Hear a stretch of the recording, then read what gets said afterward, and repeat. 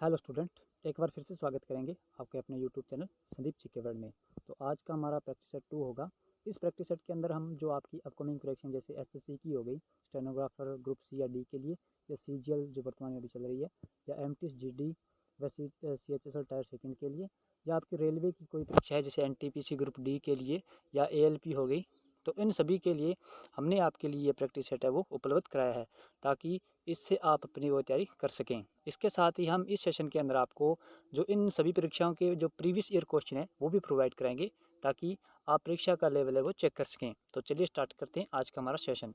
First प्रश्न है, इस्लामी शैली में निर्मित प्रथम मस्जिद है वो कौन सी है?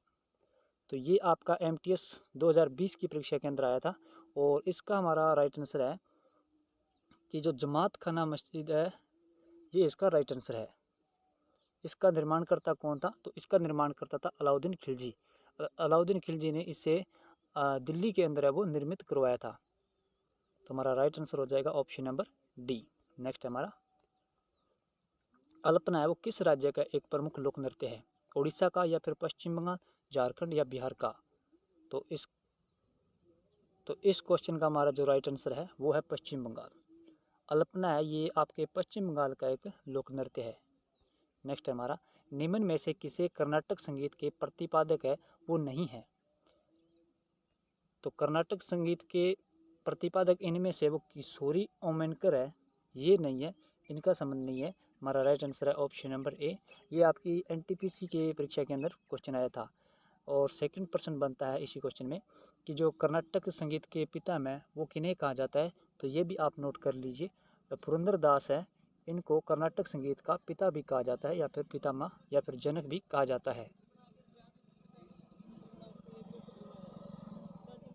नेक्स्ट है हमारा, श्रवण बेलगोला है वो कहाँ पर स्थित है? तो ये आपका कर्नाटक के अंदर स्थित है।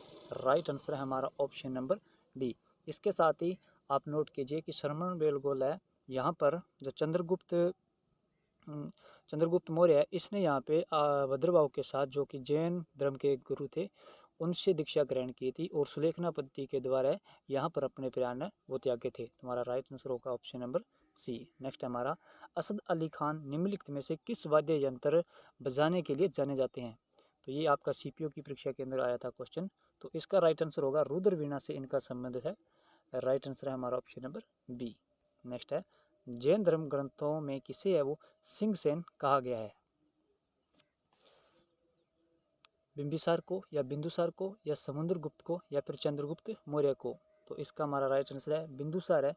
इसे आपके जैन ग्रंथों के अंदर है वो सिंहसेन भी कहा गया है, तथा वायु पुराण के अंदर है इसे भद्रसार नाम से भी जाना जाता है। तो हमारा राइट आंसर होगा ऑप्शन नंबर बी। इसके साथ ही चंद्रगुप्त है, इसे आपको भारत का नेपोलियन भी कहा जाता है। ये भारत का नेपोलियन है वो किसने कहा था? तो ये आपका कहा था विनसेंट ने। नेक्स्ट है हमारा, क्रिकेट में स्टंप की ऊंचाई है वो कितनी होती है?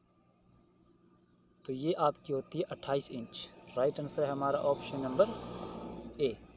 नेक्स्ट है हमारा, दास वंश की स्थापना का श्रेय वो किसको जाता है? ऑप्शन आपके बलबन को, या मोहम्मद गौरी को, या इल्तुतमिश को, या फिर कुतुबुद्दीन ऐबक को? तो इसका राइट आंसर है हमारा option number D. Qutubuddin Aibak है, इसने सर्वप्रथम है वो आपके गुलाम वंश की या फिर दास वंश है इसकी स्थापना की थी। तो प्रथम जब इसने स्थापना की थी, तो तब इसके समय वो लाहौर राजधानी थी।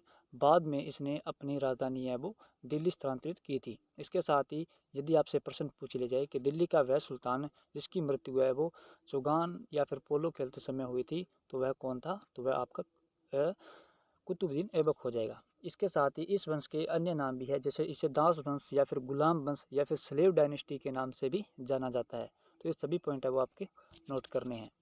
नेक्स्ट है हमारा, इनमें से कौन सी नदी है जो पंजाब से होकर नहीं गुजरती है? तो ये आपकी गंगा हो जाएगी, जो पंजाब से होकर नहीं गुजरती है। राइट विकल्प है हमारा ऑप्शन नंबर बी। CHSL 2019 के अंदर पूछा गया प्रश्न है ये।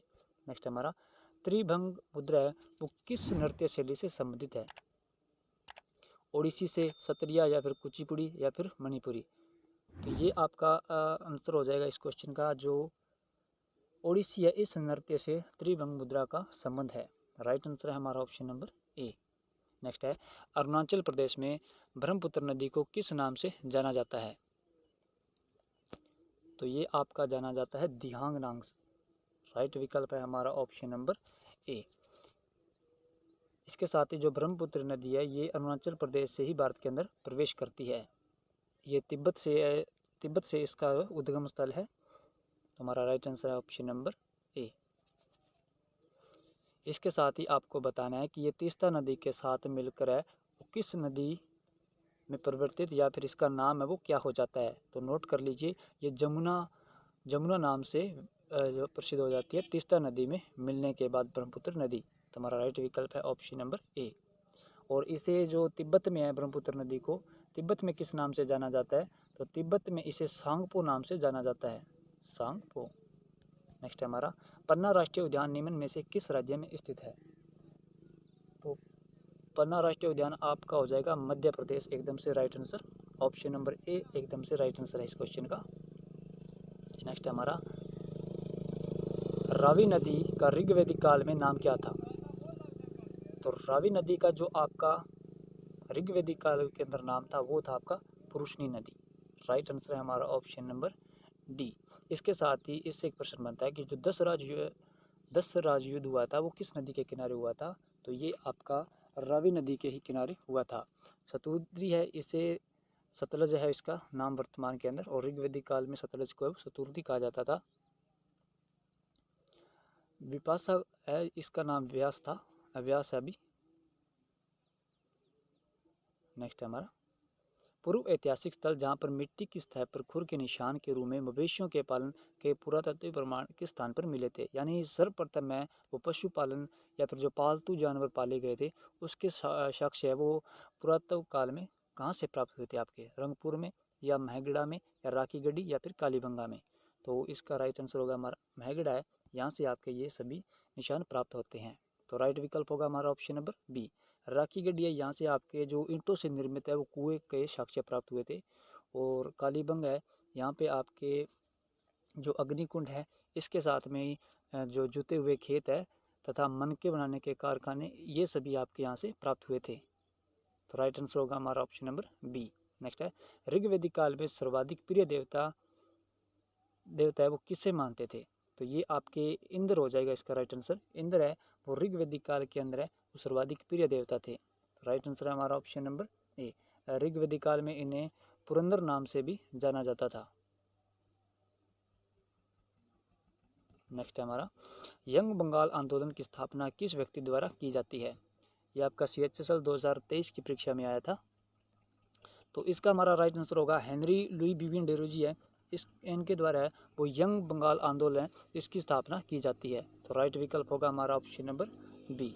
नेक्स्ट है न्यायपालिका तथा कार्यपालिका के पृथक्करण किस अनुच्छेद में उल्लेखित है? अनुच्छेद 51 में या अनुच्छेद 50 या अनुच्छेद 20 या अनुच्छेद 226 में? तो इसका राइट आंसर है हमारा अनुच्छेद 50 है। इसके अंदर आपके कार्यपालिका तथा न्यायपालिका का पृथक्करण है। और अनुच्छेद 51 आपसे पूछ लिया कि इसके अंदर, तो इसके अंदर आपका वर्णन है अंतर्राष्ट्रीय शांति से। नेक्स्ट है हमारा बूढ़ी गंगा या फिर दक्षिण की गंगा नाम से प्रसिद्ध कौन सी नदी है? तो ये है आपकी गोदावरी नदी।